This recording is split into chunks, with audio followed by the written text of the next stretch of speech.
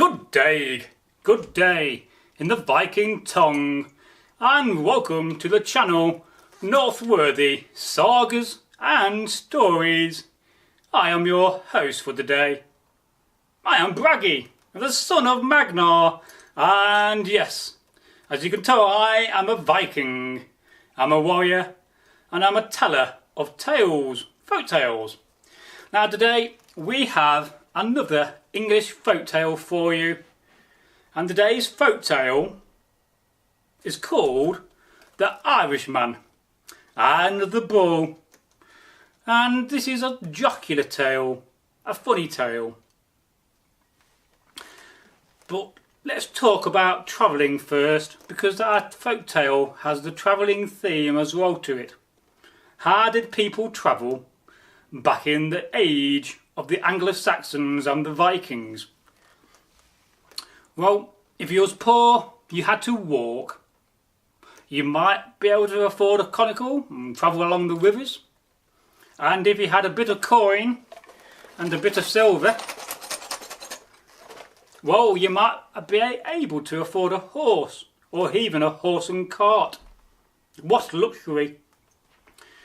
Now, our tale is about an Irishman, and this Irishman was an old man and an old and wise warrior, and he had been curious to travel, so he was travelling around England,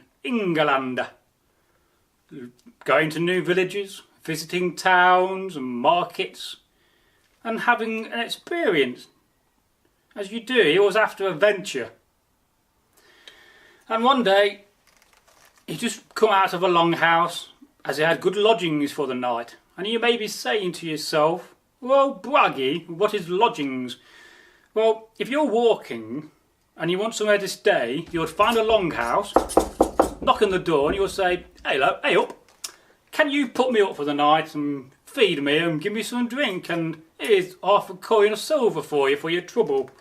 And if you was lucky, and the people around the longhouse were hospitable, then he would have lodgings, and they would feed him. And that night, well, he managed to get lodgings, and he slept by a nice warm fire. And he'd been walking.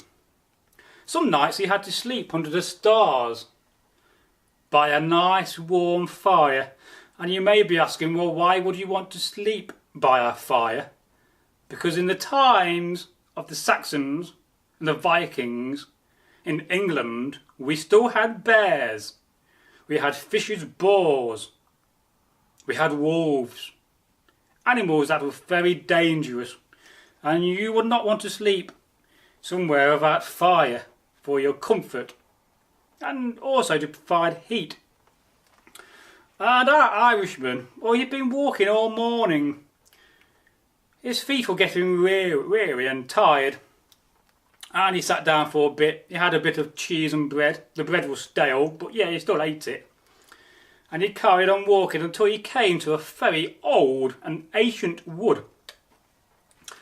Well, he'd been walking through this wood for a few hours, a few leagues. Then suddenly he came across something very, very strange. And you may be asking, whoa, Bragi, what is that strange thing he found? Well, he came across a massive clearing, but this was no ordinary clearing. No. This clearing was surrounded by this very old wall, a stone wall. And the wall was very thick. In fact, it was that thick across that he could stand on it. And he stood on the wall and he looked, and he saw that this was the biggest enclosed field he had ever seen in his life. And trust me, our Irishman had travelled all over Middle Earth. And he was in a bit of a problem. Now, was he going to walk around the clearing, or should he actually climb over the wall and walk through the clearing? It might save him half a day. The clearing, the field, surrounded by the stone wall, was that big. In fact, he thought to himself, this wall must have been built by the giants. Indeed. So after some pondering, he decided that he was going to walk across the field. I think I would do that too. And he'd been walking for half an hour. The field was that big and he wasn't even halfway through. But suddenly he saw something which terrified him. He saw a most massive bull, a black bull with a big nose, massive ears, and the most gigantic horns you have ever seen on a bull. And the bull was snorting and started to stamp his feet. And suddenly it started to charge him like bulls do. And the Irishman, well, he started to run as fast as he could. And he just about got to the other side of the large stone clearing enclosure when the bull caught up with him and kind of hulked him over the wall by throwing him over it with his horns. Well, our Irishman was very angry and upset by this because the bull had managed to tear his breeches, his trousers. And he was not happy because he'll have to sit down and sew them up now, and he had no thread.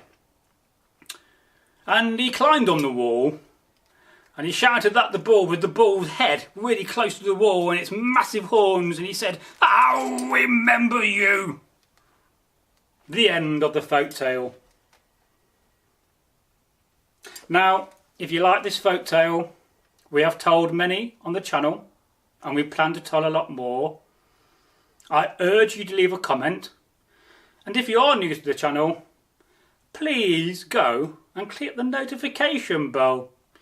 When you click the bell, you'll be notified when we publish, when we premiere, and when we go on live streaming.